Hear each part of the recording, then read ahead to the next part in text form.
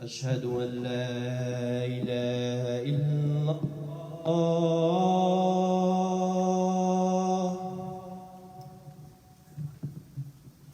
أشهد أن لا إله إلا الله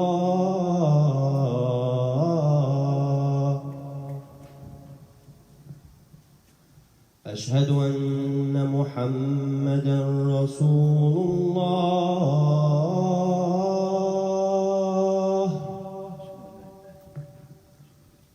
أشهد أن محمدا رسول الله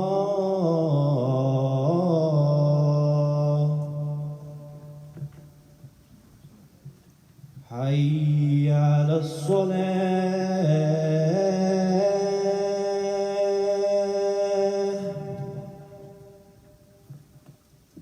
حي على الصلاة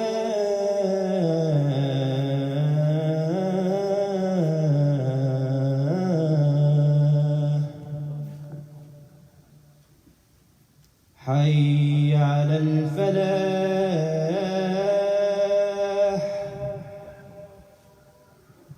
حي على الفلاح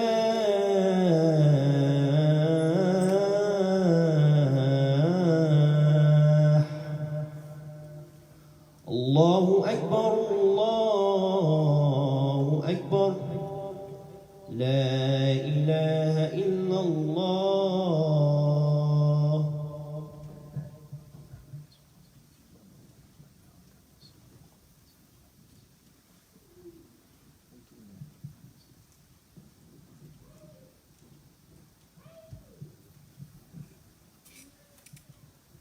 بسم الله الرحمن الرحيم والحمد لله رب العالمين نحمد الله حمدا يليق به عز وجل ونشكره شكرا يليق بنعمه التي لا تعد ولا تحصى والصلاة والسلام على سيدنا محمد صلاة وسلاما ننال بها شفاعته أما بعد.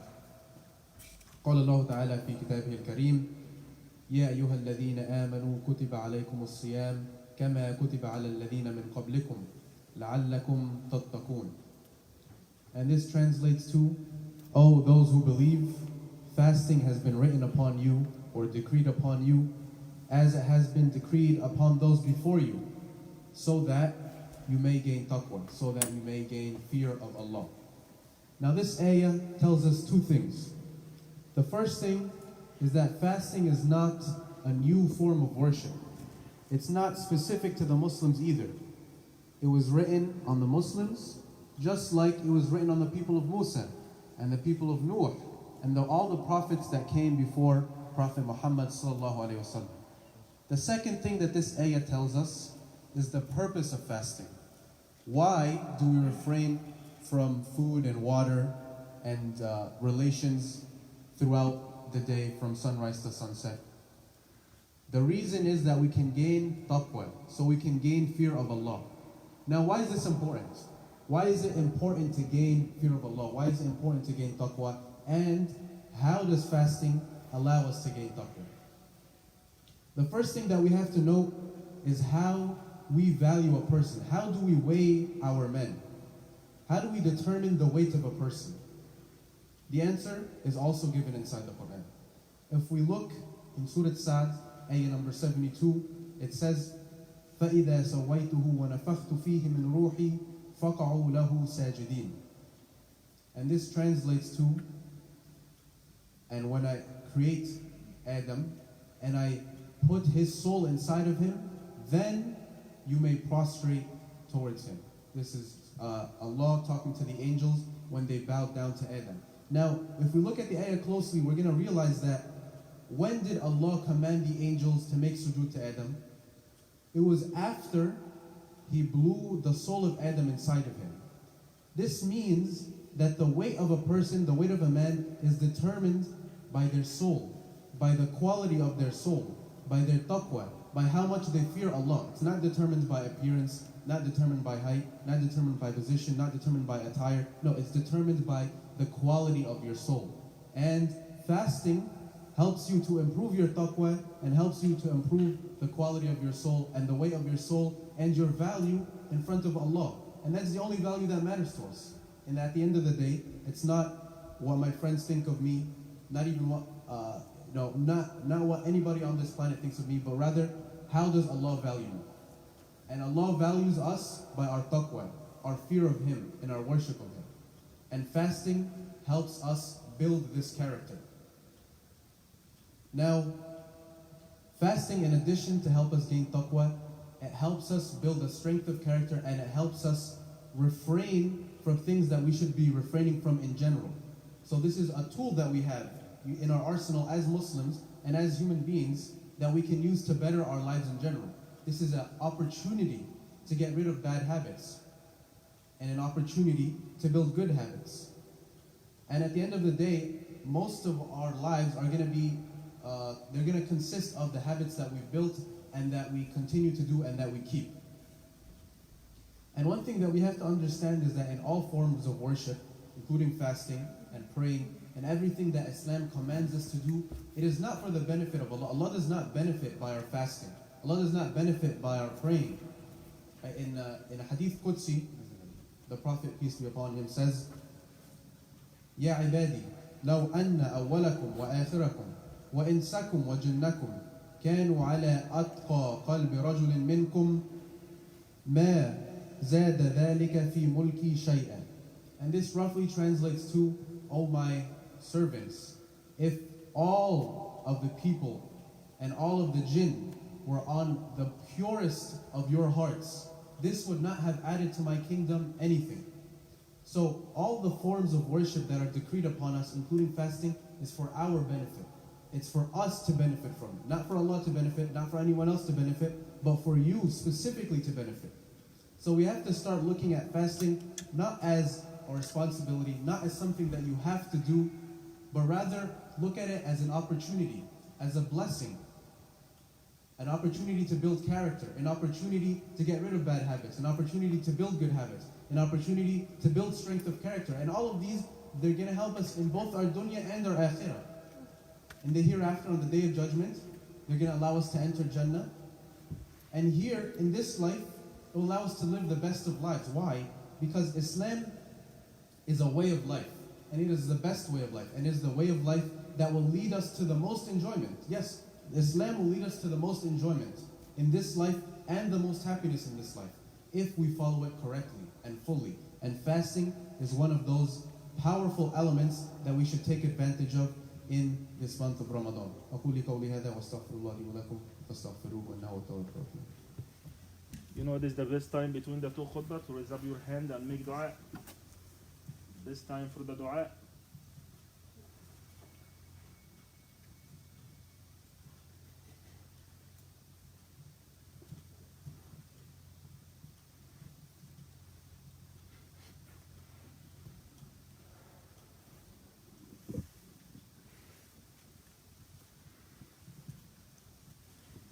بسم الله الرحمن الرحيم.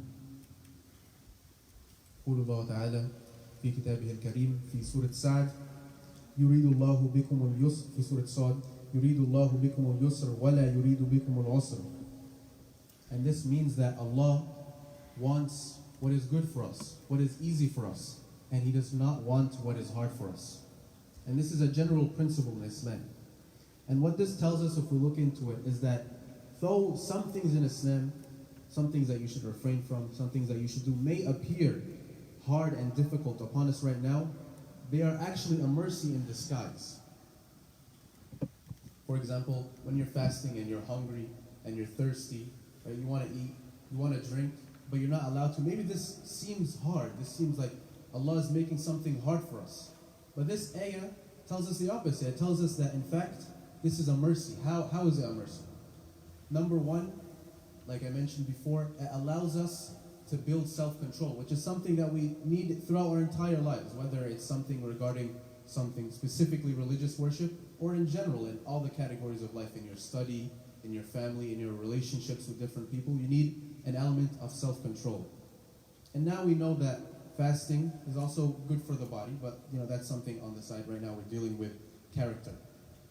So this is something that we should keep in mind as a general principle, is that though things may appear as if though they're making our lives harder, especially in the specific environment that we're in, we have to remind ourselves that all elements of worship that are commanded upon us are actually to make our lives easier in the long run, and that there's wisdom in it whether we see it or not. And the last thing that I want to remind us all of, and myself, is that Ramadan is the month of Quran. And the Quran, you can think of it as your secret weapon in life. Why? Because now, especially in the current society that we're in, we see everyone looking for answers, right? What should I do with my life? What is the purpose of life? All these different questions. How do I value myself? All these different questions that we see are asked. And Islam and the Quran gives us the answer. And not only does it give us the answer, but when we have the answer, we can be completely sure of it. So we should take advantage of this month to read into the Quran, and not just read it. The Quran was not sent so we can read it and memorize it only. The Quran was sent as a set of commandments, which means it was sent so that we understand it, so that we can apply it into our lives. And just to give a simple example, one of the largest questions that we are faced with, and societies have been faced with, is what is the purpose of life? And if we read the Quran, we find a very simple and concrete answer. وَمَا خَلَقْتُ الْجِنَّ وَالْإِنسِ إِلَّا لِيَعْبُدُونَ. And I did not create man or jinn except so that they may worship. So here, look, we have our answer. And all these answers that we're looking for, and all these questions that we have, if we read the Quran and we really, we give ourselves to the Quran and we take advantage of this month to understand the Quran, to memorize the Quran, and to apply the Quran, we will find all the answers that we need in life, and we'll find all the guidance that we need in life.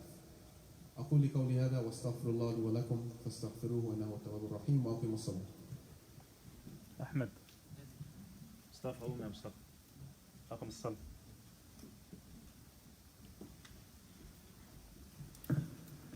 الله أكبر الله أكبر أشهد أن لا إله إلا الله أشهد أن محمدا رسول الله حي على الصلاة حي على الفلاح قد قامت الصلاة قد قامت الصلاة الله أكبر الله أكبر لا إله إلا الله.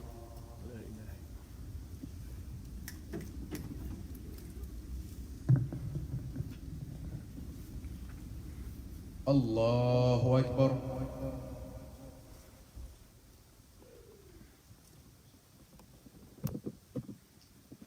الحمد لله رب العالمين الرحمن الرحيم مالك يوم الدين إياك نعبد وإياك نستعين اهدنا الصراط المستقيم صراط الذين أنعمت عليهم غير المغضوب عليهم ولا الضالين.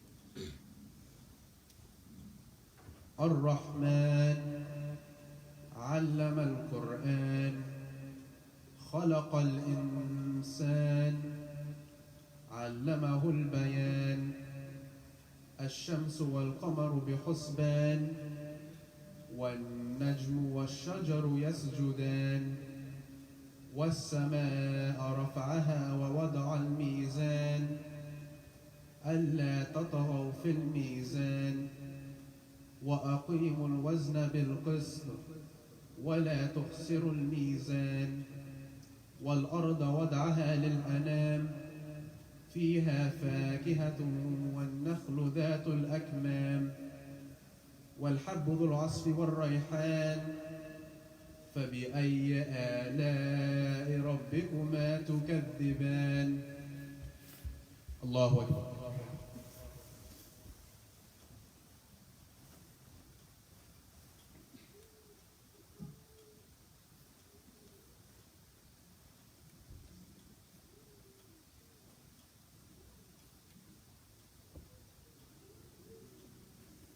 سمع الله لمن حمده.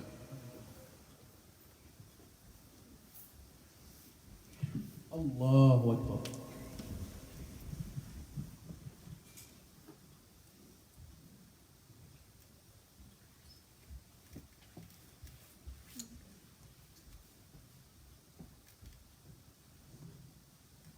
الله أكبر.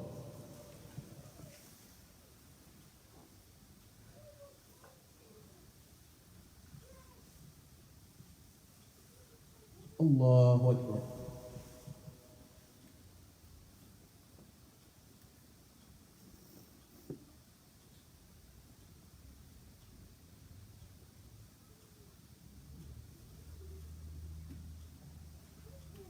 الله أكبر.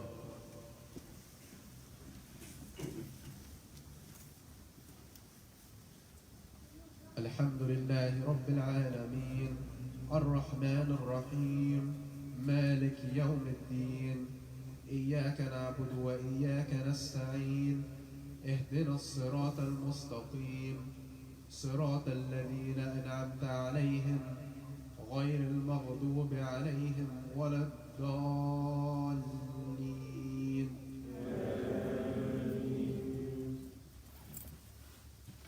والضحى والليل إذا سجى ما ودعك ربك وما قلى وللآخرة خير لك من الأولى ولسوف يعطيك ربك فترضى ألم يجدك يتيما فآوى ووجدك ضالا فهدى ووجدك عائلا فأغنى فأما اليتيم فلا تقهر وأما السائل فلا تنهر وأما بنعمة ربك فحدث. الله أكبر.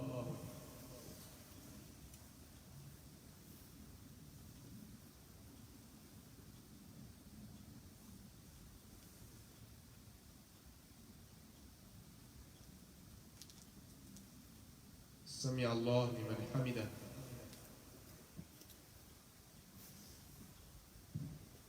الله أكبر.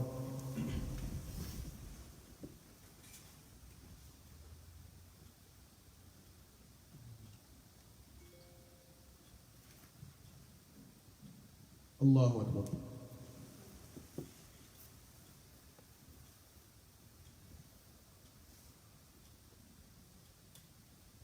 الله أكبر.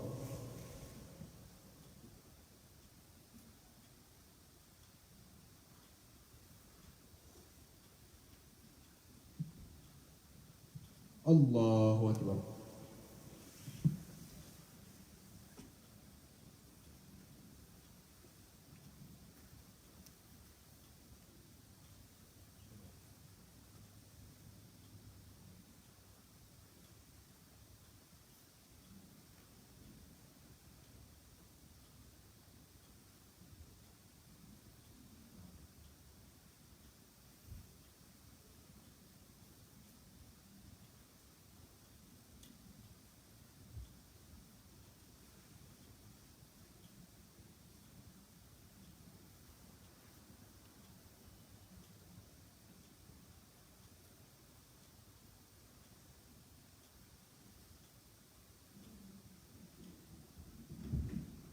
السلام عليكم ورحمة الله.